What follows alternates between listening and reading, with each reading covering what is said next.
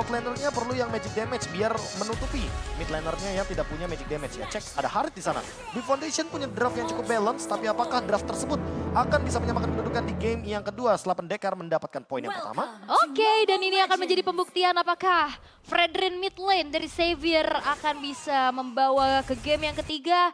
Karena kalau melihat matchup bersama dengan adanya Nana, ini poke dari kejauhannya harusnya akan lebih diunggulkan sih. Cuman yang kita tahu juga untuk dari adanya sedikit adjustment terakhir, Fredrin dia punya spamming untuk skill 1 dan skill 2-nya ya dari energy eruption itu lebih cepat untuk bisa bantu clear, untuk bisa nantinya di dalam fight-nya juga. Sedangkan di arah gold lane-nya, ini menang jarak sih dari Bruno. Kelihatan banget dari poke-nya ini ngebuat dari Kano Kitty-nya harus lebih hati-hati nih untuk jaga jarak dulu. Kalau aku lihatnya, walaupun ada pengurangan sedikit ya dari energy eruption, Oke. penting poke damage dan speechless dipaksa untuk flicker di early game, cukup sedikit merugi. Dia juga walaupun masih punya pasif ya, sebenarnya yang rugi adalah flickernya. Nah kenapa untuk sekarang walaupun sudah di nerf, Nana masih bisa menjadi opsi utama bagi para mid laner, apalagi yang dicari adalah Molina Smooch-nya. Kalau kita lihat juga dari pemilihan emblem, dia akan memilih ke arah Wilderness Blessing, sehingga Speechless mungkin akan lebih proaktif dalam melakukan gerakan bersama dengan Drew di early game atau bahkan mungkin di menit yang kedua. Dan bahkan kalau kita melihat dari pemilihan emblem dari para kedua jungler kita, lagi dan lagi, fokusnya adalah untuk ke emblem assassin. Poin-poin penetration di early game yang lebih dibutuhkan bagi Dairat dan juga Lancelot. Sebelum nantinya mereka akan bertemu di area turtle, ini berarti adu poke damage dulu nih. Siapa yang paling pinter untuk bermain dengan poke damage dan tarik ulur di area turtle, harusnya mereka lebih diuntungkan. Walaupun sama-sama memiliki source skill yang nantinya akan membantu Barrel of Retribution. Ada Tonros dan ada Abyssal Strike. Iya sih, tapi ya kalau berbicara tentang Turtle yang sekarang udah muncul juga ya presented by KFC, yang sekarang mau tarik ulurnya udah mulai susah ya kan, karena areanya kan semakin kecil lagi. Yang punya heal juga, dua-duanya punya heal. Jadi dia dua-duanya pinter banget untuk poke damage. Tapi ya kalau kita melihat untuk setup sebetulnya sudah dilakukan terlebih dahulu ya teman-teman dari B Foundation. Xavier yang akan ada di garda terdepan. Sudah menginjak level 4, sudah punya nantinya dari Oppressor Rate juga untuk memberikan sedikit damage tambahan lagi. Dan melihat dari Rin udah mulai join setelah mendapatkan purple buff. Tapi fight seperti akan terjadi Electro Blow di arah belakang. Dan bahkan kali ini Hania terkena adanya satu momentum execution yang tercancel begitu saja. Dan bahkan Rin-nya pun hilang. First blood diciptakan, tapi pertukaran menjadi tidak adil karena Minion Fury-nya connect 2 dan double kill. Diamankan oleh Drew, bahkan dengan pertukaran yang tidak adil, keuntungan berbalik untuk pendekar. Keuntungannya masalahnya benar-benar buat pendekar banget sih. Rin tumbang ya, dia sebagai jungler, sebagai pemegang Retribution. Memang rugi untuk pendekar di early game. Tapi trade kill-nya 3 sekaligus untuk Drew. Dengan double kill dari Minion Fury dan eksekusi terakhirnya dari Speechless. Ketika dia bermain dengan menggunakan nananya. Jadi ini bakal benar-benar trade yang, aduh entah kenapa. Syafiq sih harusnya lebih berhati-hati dalam setup turtle selanjutnya. Karena seperti yang aku bilang tadi, dua-duanya punya healer dan Abyssal Strike secara paksa dilakukan untuk Drew.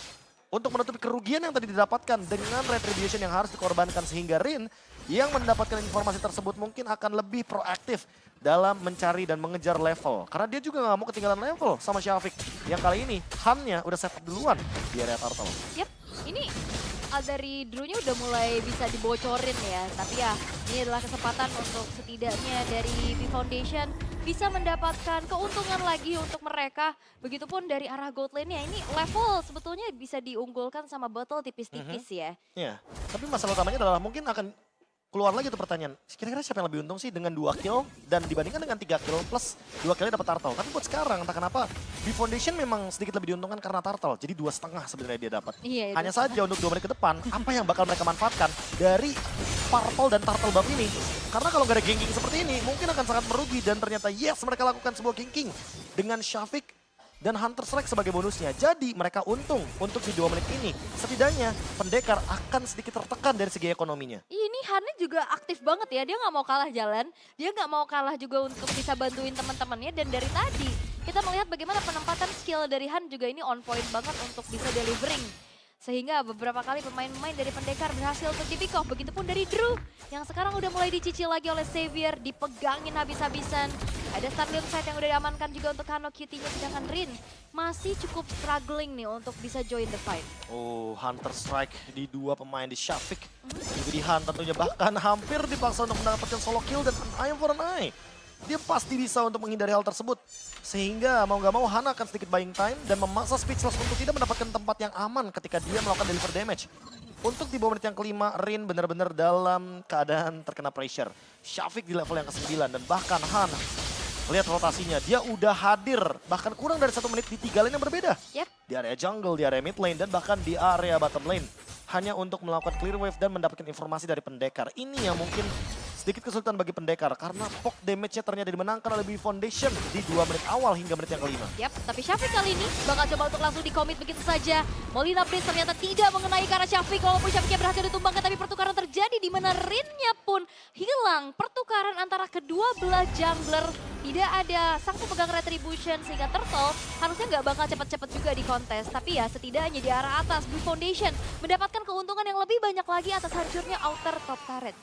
Wow, ini cukup terkejut aku ya kalau kita melihat dari segi gold lane. Tapi sangat wajar, Aul. Mau dari sisi manapun yang namanya Harit, early game, wah itu udah full senyum banget. Apalagi kalau misalkan diganggu, dibantu juga oleh kehadiran dari Jale dengan Rafaelanya, pressure-nya jadi 2 kali lipat. Drew, wait, first item Flask of Dionysus. Oke. Drew sedikit mengorbankan banyaknya badan yang bisa dia berikan. Damage taken yang bisa didapatkan, tapi ternyata dia memilih untuk Flask of Dionysus. Dan ini dia mungkin yang akan menjadi salah satu ancamannya. Drew akan sangat-sangat tergerus HP-nya di early game. Yap, tapi zaman Force sudah mulai dibuka juga, tapi Jayski kali ini tidak bisa bertahan. Damage yang disumbangkan oleh Kanokiti terlalu menyakitkan, tapi Rin mencoba untuk mengejar Han yang masuk ke dalam satu buah turret, namun masih bisa dikejar. 1 tukar 2 bukan hal yang baik untuk pendekar, tapi setidaknya Battle mendapatkan juga adanya turret di top lane. Walaupun harus ini menjadi keuntungan besar lagi buat B Foundation karena Turtle juga sekarang jatuh ke tangan mereka. Iya. Ya balik lagi sih, untuk top lane kayaknya jadi whatever kill. Turret juga bakal dibiarkan begitu saja. Battle juga masih terlalu jauh menurutku untuk mencapai power spike-nya, Ul. Sehingga mau gak mau, kayak Kitty yang bakal lebih diuntungkan untuk saat ini. Apalagi dia membawakan Purify, jadi kalau seandainya nanti apes-apes ya dia kena Molina Smooch, ya dia bisa menggunakan Purify-nya dengan instan.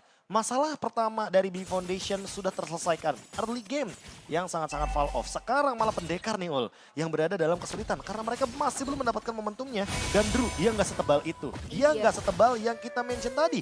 Karena item Flask of Dionysus ini menuntut Drew untuk lebih bertahan dengan menggunakan Motivation Roar atau heal up yang dia miliki dari skill keduanya. Dibandingkan dengan badan yang bisa dia berikan ketika nantinya battle akan terkena damage yang sangat-sangat banyak. Mungkin tentunya dari Electro Final Blow, Petrify. Dan jangan lupakan juga bahwa di sini Syafiq masih belum bertemu sama Battle loh. Itu poin plusnya juga dari teman-teman B Foundation. Kalau Syafiqnya udah ketemu sama Battle, Battle akan terancam, sangat-sangat terancam di lini belakang. Dan dia harus punya escape plan sebelum nantinya dia akan terkena serangan tiba-tiba atau bahkan mungkin Abyssal Strike yang begitu instan bisa menumbangkan siapapun dengan ultimate dari Dairo. Yap, ini Hannya juga megang banget dari Vision ya. Vision, lini belakang, semuanya diacak-acak juga. Bahkan dengan adanya cut wave juga yang akan dilakukan.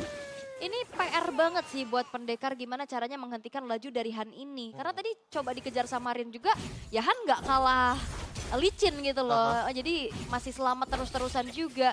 Apalagi yang diincar betul-betul lini belakang ya. Walaupun memang Speechless dia punya flicker plus juga pasif ya dari Molina's gift-nya.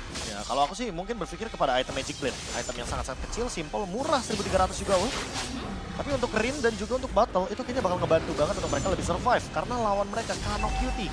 Ini bakal powerful banget loh magic damage-nya. Han 1v1 lawan Rin, tapi kayaknya Han Eye for an Eye sudah digunakan, jadi Han gak mau melakukan overextend. Hal tersebut akan membuat dia makin lebih mengerikan lagi dalam keadaan 1v1 situation. Tapi 1v1 situation yang dimenangkan oleh Rin. Pada akhirnya ya, tapi pertukaran terjadi. Jayski-nya tumbang, Drew connect, minion Fury-nya menuju karena 3 pemain. Tapi sayangnya tidak follow damage yang cukup juga. Drew bakal coba untuk dikejar. Drew-nya tumbang, double kill diamankan oleh Kano Cutie. Tapi Rin is coming. Mencoba menjadi eksekutor. Kano Cutie akan ditarget. Metro execution-nya. Connect dan bakal time loss hampir saja. Tapi satu hit terakhir. Volley shot dari Battle. Berhasil juga untuk bisa langsung men-shutdown keberadaan seorang Kano Cutie. Dan kesempatan untuk pendekar bisa mengembalikan keadaan. Tenang teman-teman, tenang. Karena sepertinya early game yang diunggulkan oleh B Foundation sudah mulai tergerus sedikit demi sedikit. Walaupun sekarang Syafiq join the fight. Bahkan ada Abyssal Strike, tapi ternyata no way. No way for Syafiq. Dan bahkan Jale juga tumbang. Menyisakan Lord yang diamankan oleh Battle tanpa adanya Retribution Battle. Dan sekarang Rin harus di shutdown karena mungkin terlalu overextend pun tidak baik. Han dengan Electro Final Blow dia masih survive. Untuk kali ini tidak ada trade kill lagi dari B Foundation. Yap, ini perfect timing buat Rin yang masuk. Tapi lihat bagaimana Han kali ini bakal coba untuk langsung diganggu. Dengan ada pergerakan dari Speechless, Molina Blitz yang ternyata masih bisa dihindari dengan cukup baik juga. Ini Rinnya dari tadi oke lah awal-awal babak blur tapi dia dapat space. Dia cari kesempatan buat bisa farming. Dan di saat dia join fight, damage ternyata udah mumpuni. Dan dia War X. Iya, Jadi itu ketika makin lama teamfightnya berjalan, itu makin full damage, full penetration juga buat Rin. Apalagi buat sekarang loh, ada true damage buat War X. Dan hanya 6 stack loh Ul, hanya 6 stack. Gak butuh 8 stack lagi. Han mau gak mau, dia harus effort lagi untuk melakukan clear wave terhadap Lord dengan menggunakan Electro Final Blow. Tapi untuk saat ini B Foundation seketika 3000 network plusnya hilang ke tangan Pendekar. Pendekar comeback 4000 gold. Iya, di swap tiba-tiba gitu dengan adanya satu buah fight yang sekarang udah mulai didominasi lagi oleh Pendekar. Mereka sudah menemukan titik baliknya sehingga sekarang inner turret sudah rontok menuju ke arah bottom lane yang akan ditarget juga Han. Mencoba untuk mempertahankan hal tersebut namun dengan ada pemain-pemain dari Pendekar yang sudah ready, ini harusnya bakal bisa ditabrak tapi menuju ke arah tengah. Phantom Execution ternyata masih terlalu jauh dalam jangkauan kepada pemain dari B Foundation. Cek ombak juga mungkin. Blade of Despair itu jadi, tapi tahun terkena ke arah 2 pemain dan ini dia teamfight secara paksa. Minion Fury-nya connect kedua orang sekaligus. Xavier kali bakal coba untuk bertahan tapi tidak lebih lama. Han-nya melepaskan dari satu buah immortality di dalam tubuh dari seorang Drew tapi Han tidak bisa bertahan lebih lama lagi. Zaman Force hanya dibuka untuk sedikit dealing damage tapi dipaksa untuk mundur setelah kehilangan 2 pemain dari B Foundation. Dan ini poin plusnya ketika Drew mengamankan Flask of the Assist di early game. Jadi sangat sulit untuk melakukan burst down terhadap tim Pendekar. Mereka punya power spike dari hero-hero healer. Dan walaupun ada si Halberd, Han kayaknya menurut aku pribadi ya cukup terlambat. Dia jadikan third item. Kalau second item kayaknya oke banget karena Flask of the Assist-nya belum maksimal di level di bawah 10 bahkan. Untuk sekarang udah level 11. Heal up-nya up to 1100 kalau masalahnya. Iya. Itu yang bakal merugikan banget karena sekarang Flask of the Assist adalah item scaling. Dan maksimal itu 1500 di level ke-15. Terus sebentar lagi bakal 1200. Dan Flask of the Assist itu cooldown-nya 1 menit. Sementara 1 menit ke depan, Lord ada. Ini pun jangka panjangnya bakal lebih mengerikan bagi Pendekar Esports. Iya. Ini juga botolnya masalahnya nggak kesentuh sih. Dari damage dealer-nya tuh botol sama Speechless-nya betul-betul dijagain. Gak apa-apa Drew-nya berkorban, tapi lihat bagaimana kali ini Han. Terkena adanya Molina Smooch, Han bakal coba dikejar. Electro Final Blow, tapi lihat damage dari botol. Begitu menyakitkan, membuat dari Han kali ini harus bertekuk lutut ke arah pemain-pemain dari Pendekar bersamaan. Dengan adanya Lord yang sudah muncul. Ya, lagi-lagi kita berbicara timing yang cukup miss di sana, tapi instant kill lagi, Aul. Yap, Jale yang kali ini bakal di-commit Drew. Menjadi lini paling depan, 3 pemain tersisa dari B Foundation dan harusnya ini akan menjadi Lord yang free untuk Pendekar. Lagi-lagi nggak ada trade kill loh sama sekali. Buat Pendekar, B Foundation benar-benar dalam keadaan yang under, tertinggal dan bahkan terkena kill lagi dari Kano Cutie. Dan Xavier mau nggak mau hanya bisa berpasrah diri, dia hanya bisa mundur ke belakang. Dengan Lord yang didapatkan oleh Pendekar Esports kali ini, Lord yang kedua dan akan mendobrak lini mid. Tentu ini akan membuat pertandingan dari B Foundation akan lebih keras lagi dengan 7.000 gold. Sabar teman-teman ya yang lagi nonton.